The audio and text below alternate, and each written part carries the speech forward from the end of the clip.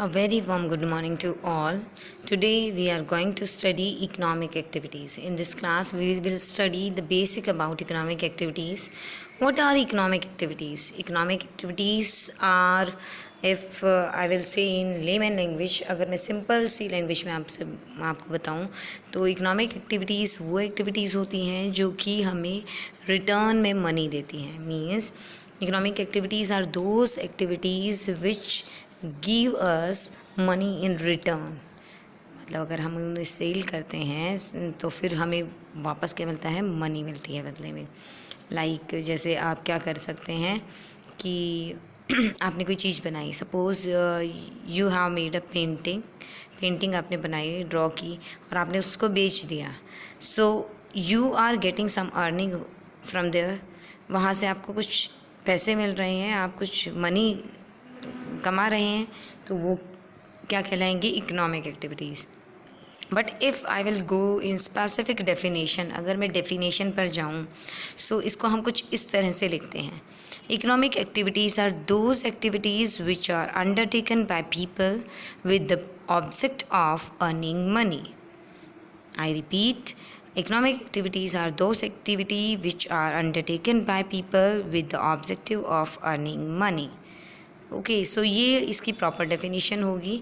इसमें कहीं कहीं आपको in some places you will find कि रिसोर्सेज का भी नाम लेंगे कि you are making something out of the natural resources और some kind of resources. Okay, so वो भी ठीक होगी, वो कोई गलत नहीं होगी. लेकिन अगर मेन मोटिव आप देखें तो earning money is directly related to economic activities.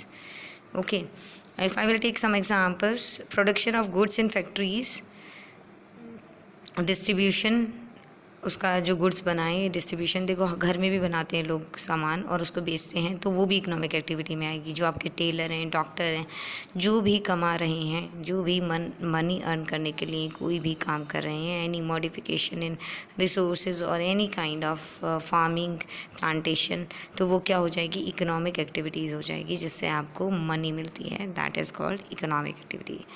Okay, जैसे आपकी शॉपकीपर्स हैं, होल सेलर्स हैं, रिटेलर्स हैं, कहीं ना कहीं इंटरेस्ट इनको मिलता है, इनको पैसे मिलते हैं, अर्निंग इनकी होती है, इसीलिए ये इकोनॉमिक एक्टिविटीज़ के अंडर ये ऑक्यूपेशंस आते हैं आपके. Now what are the non economic activities? Non economic activities which are undertaken by an individual with the motive to of getting psychological satisfaction, mental satisfaction. कैसे? अब आप कहेंगे मेंटल सेटिस्फेक्शन तो पैसे से भी मिलता है ना, पैसा होगा तो नहीं. कुछ चीज़ें ऐसी होती हैं बेटा, वो नॉन इकोनॉमिक एक्टिविटीज़ में आती हैं जिनसे आपको पैसा बिल्कुल भी नहीं मिल रहा है. You are just getting mental satisfaction और psychological satisfaction. For example, going to temple, charity, social services, these are some kind of economic activities from which you are getting only and only physical satisfaction, not earning, not money. Okay, now it has three parts. It has three sectors. Every economy has three sectors: primary, secondary and tertiary. So you can see here, आप यहाँ देख सकते हैं कि यहाँ पर आपको क्या क्या एक्टिविटीज़ नज़र आ रही हैं. बेसिकली यही कुछ मेन प्राइमरी एक्टिविटीज़ होती हैं. सो प्राइमरी एक्टिविटीज़ के अंदर आपका फार्मिंग आ गया है, प्लांटेशन आ गया है, और फ्लावर्स की जो हमारी फार्मिंग होती है उसको क्या बोलते हैं, सर्च करेंगे और कमेंट बॉक्स में लिखेंगे, वो भी आपकी आ जाती है. फिर ये ग्रेसिंग ऑफ एनिमल्स आ जाता है, मतलब कैटल जो होती हैं, गाय भैंस को चराते हैं जो, वो आ जाते हैं. ठीक है, सो ये बेसिकली सबसे बड़ी प्राइमरी एक्टिविटीज़ में कुछ मानी जाती हैं. These are directly related to natural resources. हम क्रॉप्स का जैसे डायरेक्ट कंजप्शन करते हैं, पहले हमने वो उगाया और फिर उसको जस्ट बेच दिया. ठीक है, जो नेचर से डायरेक्ट मिल रही हैं आपको, फर्स्ट स्टेप है नेचर से लेने का वो. ठीक है, फिर उसको हमने कहाँ भेजा, हमने फैक्ट्रीज़ में भेजा मैन्युफैक्चरिंग के लिए. आप देखेंगे आप यहाँ पर कि आपको दिख रहा है यहाँ ये इंडस्ट्रीज़ और मैन्युफैक्चरिंग यूनिट्स हैं. यहाँ मैन्युफैक्चर हो रही है, यहाँ आपकी इंडस्ट्रियल यूनिट है, तो ये आएंगे आपके सेकेंडरी रिसोर्सेज में. भाई आपने गेहूं की खेती लगाई, वो प्राइमरी सेक्टर में हो गया। आपने उसको बेच दिया, आपको कुछ पैसे मिल गए, आप फार्मर हैं, आपको पैसे मिल गए। अब आपने जिसको बेचा वो एक मैन्युफैक्चरिंग यूनिट थी और उसने उसका क्या किया, ब्रेड बना लिए, रोटी बना ली, या फिर किसी भी तरह के कोई भी फूड प्रोडक्ट्स बना लिए उससे। तो वो क्या कर रही है, it will come under secondary activities. वो कहाँ आ जाएगी, सेकेंडरी एक्टिविटी आ जाएगी। अब वो सेकेंडरी एक्टिविटी अपने फिनिश्ड गुड को, मतलब अपने जो बनाए हुए गुड को, जो उसने सपोज करो ब्रेड बनाया है, उसको कहाँ बेचेगी और कैसे बेचेगी। भाई बेचने के लिए उसको कहाँ जाना पड़ेगा, इधर इन मार्केट और इन सम प्लेसेस, कुछ ऐसी जगह पर जहाँ की अवेलेबल हो कस्टमर्स। सो उसके लिए उसको कहाँ जाना पड़ेगा, लेट अस सी।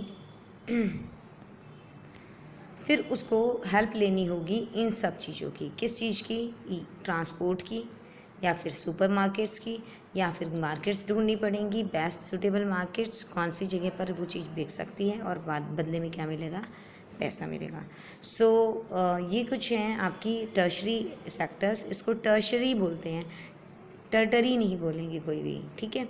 तो टर्शरी सेक्टर बोलते हैं क्योंकि ये थर्ड सेक्टर है, और इसको सर्विस सेक्टर भी बोलते हैं।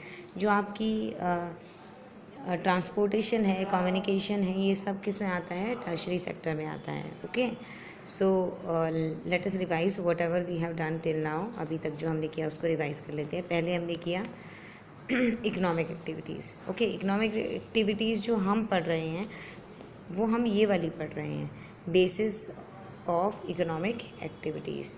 कितने टाइप की हो गई classification, primary sector, secondary sector and tertiary sector. अगर हम on the basis of organisation देखें तो फिर ये कितने टाइप की हो गई, ऑर्गेनाइज्ड एंड अनऑर्गेनाइज्ड। अगर हम प्राइवेट और पब्लिक सेक्टर के अकॉर्डिंग देखें, ओनरशिप के अकॉर्डिंग देखें, तो दो पार्ट हो गई, प्राइवेट एंड पब्लिक सेक्टर।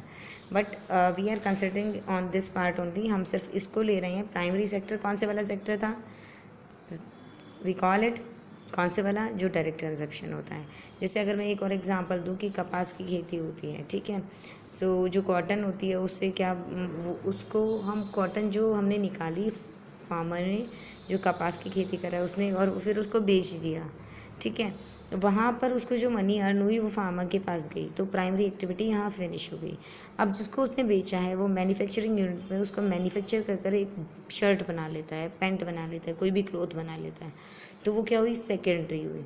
और फिर अगर उसके बाद वो सॉल्व आउट कर देता है और उसको फिर ट्रांसपोर्टेशन के थ्रू या सर्विसेज के थ्रू, जैसे आप ऑनलाइन को क्या, ऑनलाइन जो सर्विसेज होती हैं वो भी आपकी टर्शरी सेक्टर में आती हैं। सो उसको अगर हम आगे पहुंचाते हैं फॉर्मेशन होने के बाद, तो वो टर्शरी सेक्टर हो जाता है, मतलब सर्विस सेक्टर हो जाता है। आप किसी रेस्टोरेंट में जाते हैं और रेस्टोरेंट के अंदर आपने क्या किया, वहाँ पर आपसे कोई पूछने आया, वेटर पूछने आता है कि भाई which kind of service you like, आपको बताना होता है कि क्या चाहिए क्या नहीं चाहिए। तो वो क्या कर रहा है, he is providing you service, वो भी आपका टर्शरी सेक्टर में आता है, ठीक है। Whatever service you are getting is that comes under tertiary sector. So I hope this is clear to all, सबको क्लियर होगा। अब अगर मैं चलती हूँ तीनों की डिफरेंस पर, ठीक है।